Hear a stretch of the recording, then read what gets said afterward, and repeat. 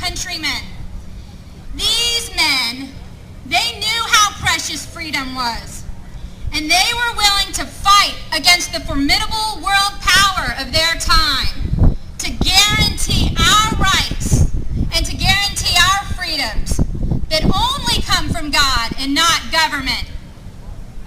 Even after our independence, our founding fathers knew that our God-given rights must be jealously guarded. Many states, including here in Virginia, only passed the Constitution by 10 votes. And the reason being was that they demanded that a Bill of Rights be included in our Constitution. So let's take a closer look at the loss of freedom and rights that we are experiencing today.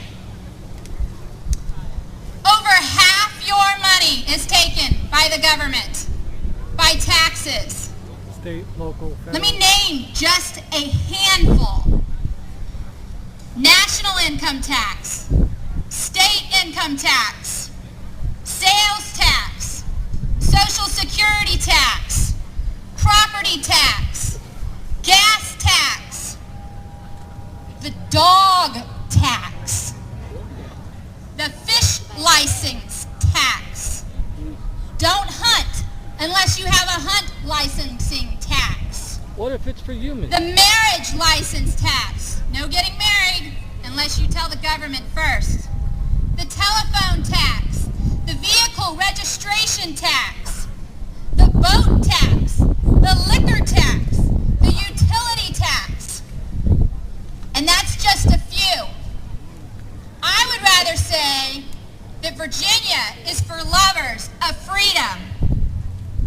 Listen to what John Marshall said. An unlimited power to tax involves necessarily a power to destroy. That is the path we are on. What else can we track that the government has done? We have a national debt of $11 trillion that we are leaving our children. We have nationalized the auto industry. We have nationalized banks. We are using taxpayer money to fund abortions. And furthermore, the government, as of late, would like to tell you how much energy that you can use and tax you for it. They want to tell you what kind of car you can drive, what you can eat or drink, a tax on vending machines in New York. They want to tell you what doctors you can see, what drugs you can take, and when you are allowed treatment. And the list goes on. But I say in Virginia that we are lovers of freedom. Do you want freedom, or do you want the heavy hand of government? I say freedom. Freedom!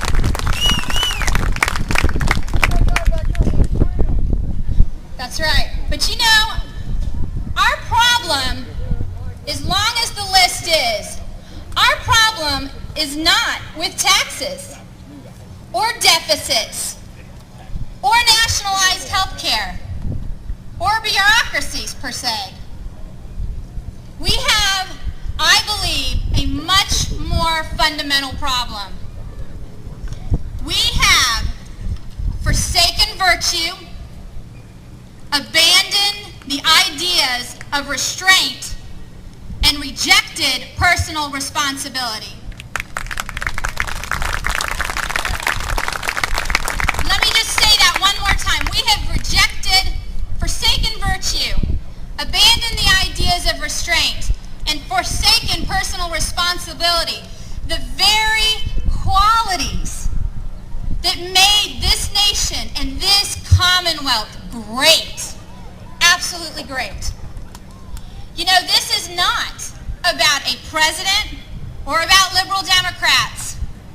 Republicans have been accomplices in propagating a culture of immorality, of spending, of doling out favors, and advocating is the cure-all for all our problems. How is that any different than what the president or the Democrats believe?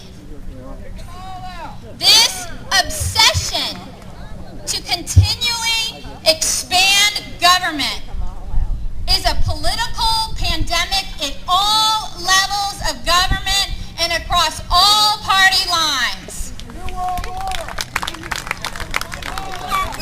We cannot continue to hand over our money, abdicate our responsibilities to government, and then expect a positive future. That is not how it works.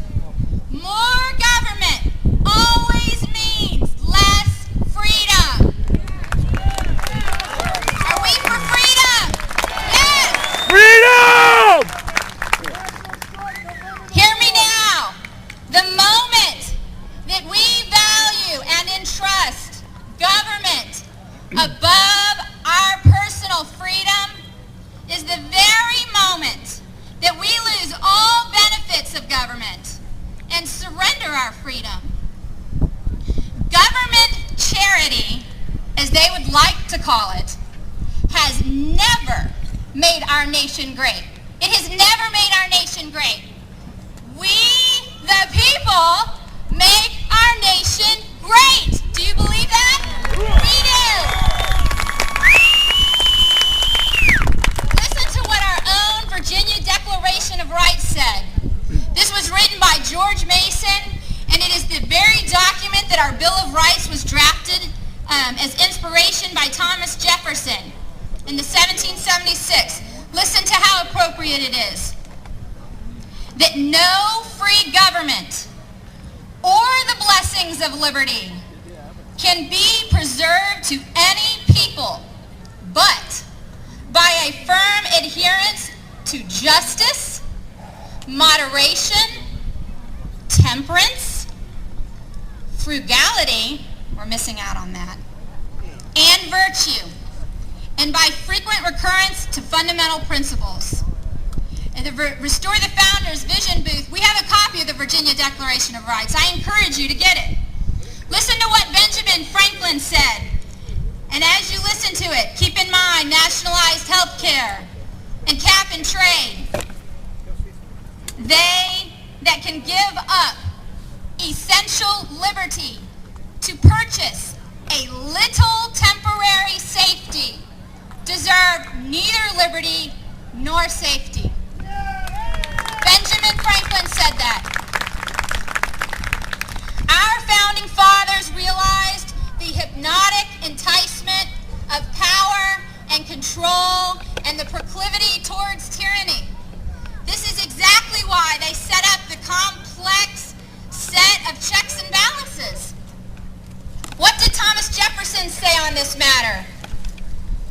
Quote, to take a single step outside the boundaries that are thus drawn to the powers of Congress is to take possession of a boundless field of power.